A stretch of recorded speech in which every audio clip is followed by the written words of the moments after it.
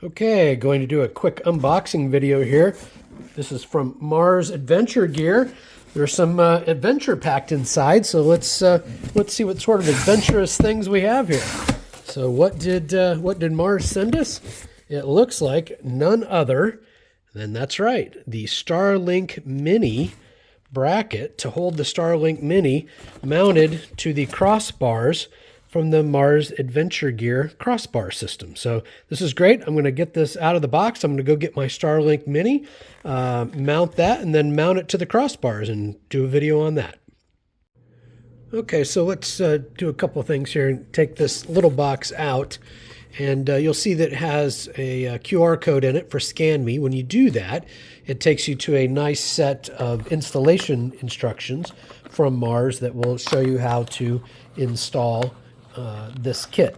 There's also some parts inside of here, so I just thought I'd go over what some of these are.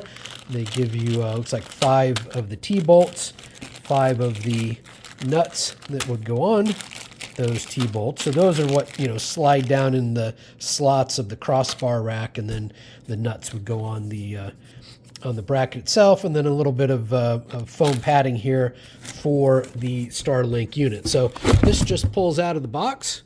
So we'll take that out, and then what I need to do is to turn this over, and I need to take these out to take this part of the bracket off so that I could then insert my Starlink Mini and then put the bracket back on and tighten those bolts up before we mount it to the crossbar system. So time to go get that Starlink Mini and a little tool that I need to take these bolts out. Okay, so now I have taken these 1, 2, 3, 4. So there's 1, 2, 3, 4 of these 8mm bolts out, and then there were 2 more 8mm bolts that I took out here. There are another 2 there, but you can either take that side out or that side out. Doesn't really matter which when you're trying to pull this off, but that is how you will get the detached piece off of the bracket so that you can then insert the Starlink Mini before reattaching this bracket and locking the Mini in place. So next, let's go get the Starlink Mini. All right, so as you can see, I have slid the Starlink Mini into the bracket. So you can see it holds along the edges, and then there's a lip of the bracket that holds in here. So I've slid the Starlink Mini in, and now it's just a matter of taking this piece, lining it up, and then sliding it in until it locks into place, and then you're able to put the screws in. All right, so I've pushed that bracket in now. One of the things I want to point out is, if you need to get to where the cord plugs in for the Starlink Mini, might be a little easier to feed that cord, get it maybe plugged in before locking that bracket into place. Then depending on the size of your hand, you're trying to get in and feed the power cord in, etc. It just might be a little bit easier. Now, I'm not planning on hooking up the Starlink Mini at the moment and plugging it in and powering it up because I don't really need to.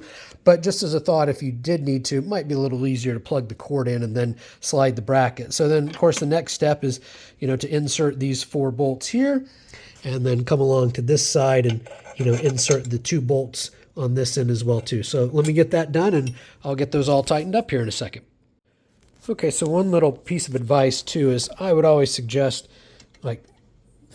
finger threading these in by hand, getting these so that you can turn them in by hand smoothly before tightening them down. You don't want to cross thread anything here. Same thing for these, getting them turned in by hand to the point where, all right, it's too hard to turn by hand. Now I really need to get the ratchet or whatever tool I'm using on that to tighten them up the rest of the way. But anyway, just a little caution here because the nuts on the back side are welded to the bracket.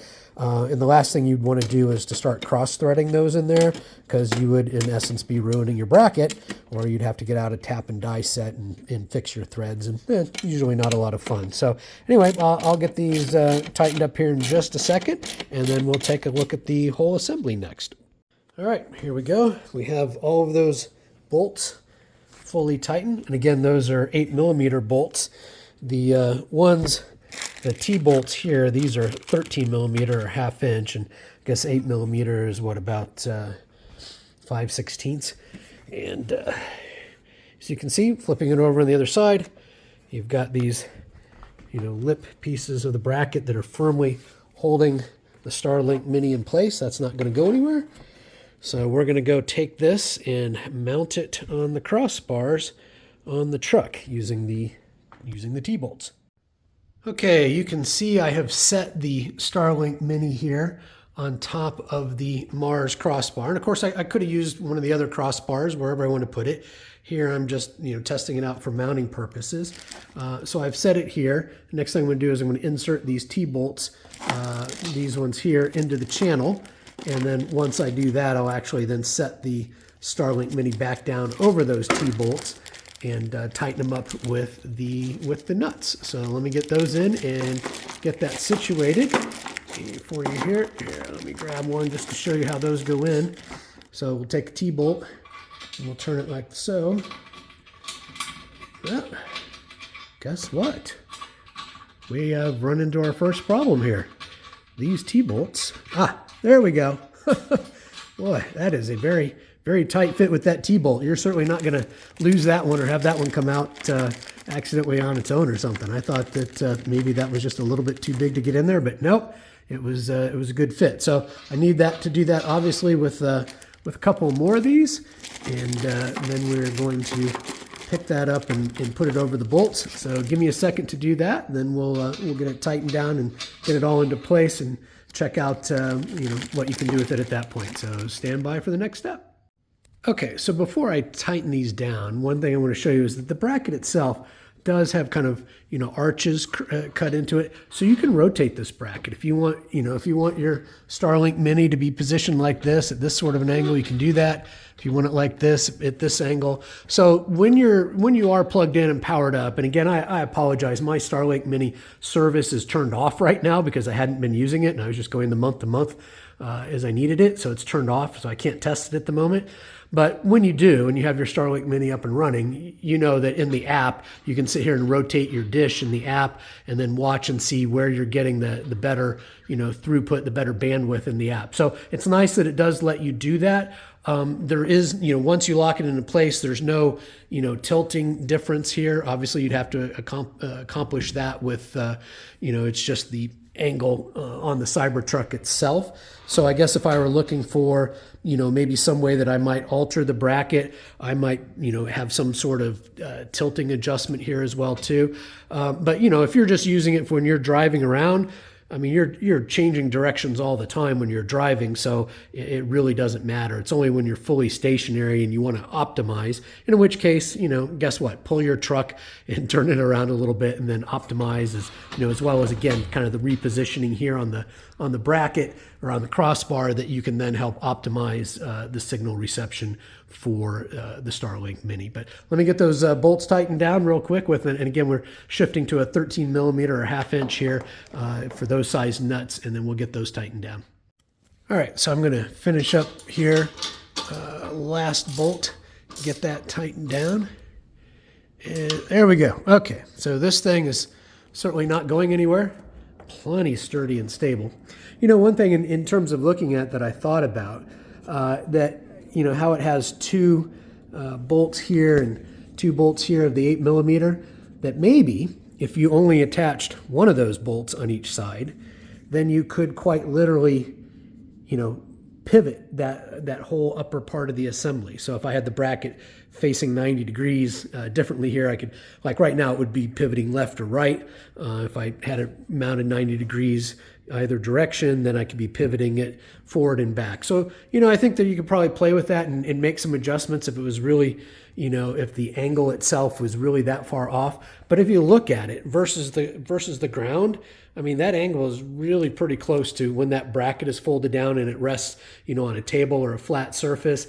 It's pretty close. So, we have to measure that with a protractor or something to make sure exactly. But, so far it looks really good, mounts up really well. Like I said, it's shame on me. I need to get my service turned on so that I can run the wire here and probably, run it down, feed it down, run it over to the power supply in the bed, and then drive around with it, see how that compares to, say, driving around with it on the dash, which is what I did on that cross-country trip that I documented previously this year. So anyway, I want to thank Mars Adventure Gear for really nice bracket here. If you're interested in this, by all means, please visit their website. There'll be a link attached in the description of this video and on the halocybertruck.com website in the article section, where you can click on it and go to their site and purchase one of these for yourself. So I brought the bracket back inside, and I just wanted to shoot a little follow-up video here. As you can see, I removed one of the two bolts on either side. So on that side and on this side, I removed the bottom bolt, and then I loosened the top one a little bit, and sure enough, look what I thought. I could pivot that bracket. So if I wanted to get a greater angle, I just simply need to pivot the bracket and then tighten these bolts back up, lock it into place with 2 bolts instead of 4. I think that would be plenty fine in terms of holding the bracket in place. So it is possible to pivot this. You just have to take out one of those bolts and then make that adjustment. So just a little quick follow-up on something after I took it off the truck that I wanted to give it a try, and sure enough, it works as I thought that it probably would.